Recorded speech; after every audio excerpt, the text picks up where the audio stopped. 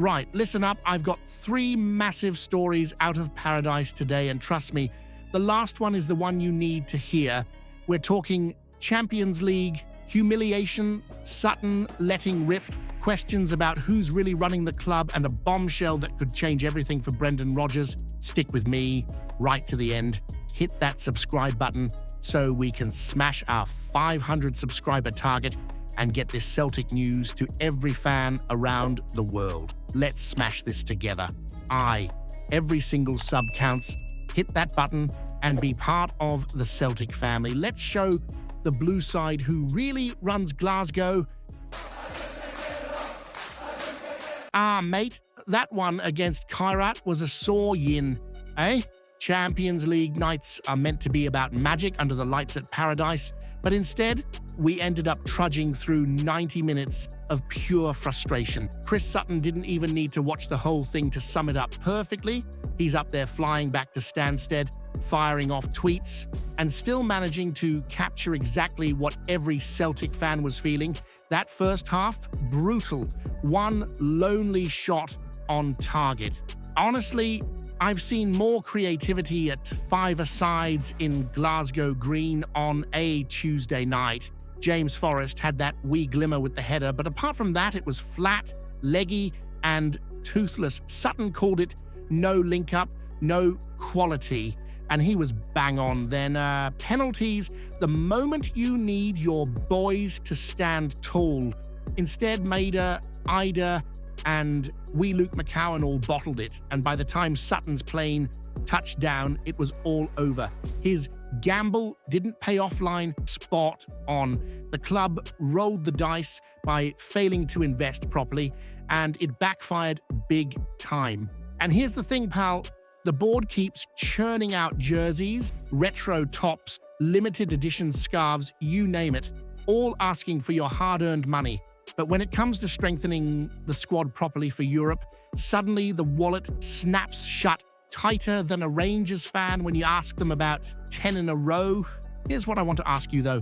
Do you think this board actually cares about European success? Or are they happy to just dominate Scotland and keep the tills ringing at the superstore?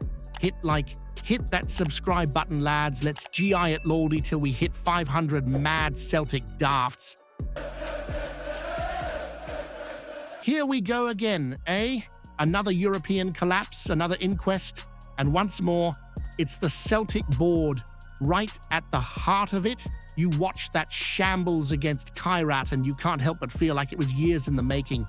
Michael Nicholson's the one sitting there with the CEO title, but let's be honest, the real puppet strings are pulled by Dermot Desmond. The man's hardly ever seen at Parkhead, barely says a word publicly, but every big decision runs through him. And what's the result? We've fallen asleep at the wheel yet again. Tom English didn't mince his words. They've done this before. Sometimes they've got away with it. Sometimes they haven't. This time, they've not.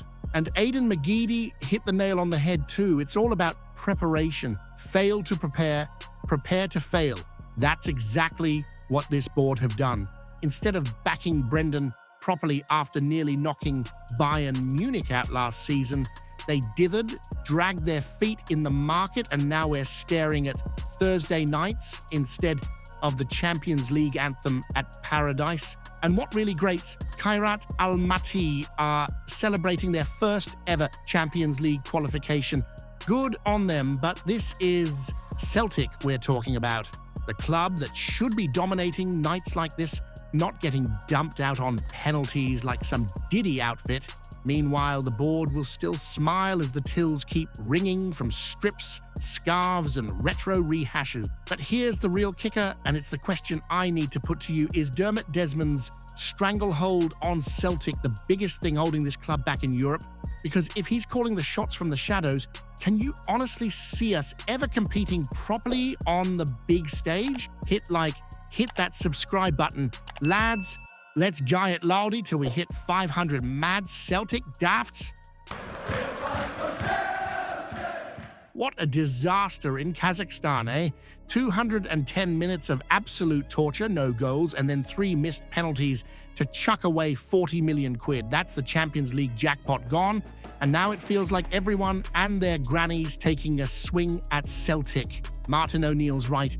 This is our own fault. When you pull on the hoops, you're meant to aspire to the big stage, not limp out against Kairat Almaty like you're a pub team on a wet Wednesday night. And then you've got John Collins pointing out the bleeding obvious. We sold Kyogo, never replaced him properly, and went into a massive European qualifier without the firepower we all knew we needed. Every single Celtic fan I know has been screaming for another winger with pace and a striker since day one of the summer.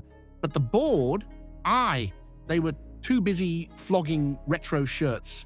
Aiden McGeady nailed it too. Honesty and endeavour are great if you're playing five-a-side down the local park, but at Champions League level, you need proper quality.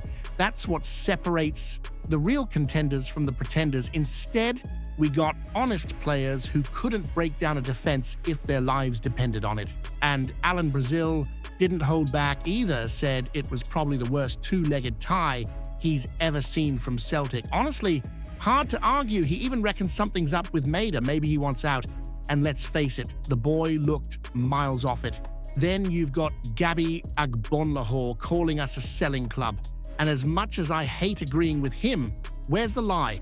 We shift Kuhn, we let Kyogo go, and we don't replace them. If Brendan Rodgers is sitting on that plane back from Kazakhstan wondering if he's been hung out to dry, I wouldn't blame him.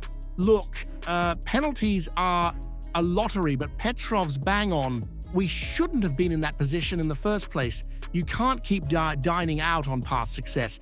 You've got to turn up, perform, and actually deliver when it matters. So here's the real question for you. Has the Celtic board's obsession with penny pinching and selling players killed any chance we've got of being taken seriously in Europe? Or do you think Brendan himself has to carry more of the blame for that horror show? Hit that subscribe button, lads. Let's guy it loudy till we hit 500 mad Celtic dafts.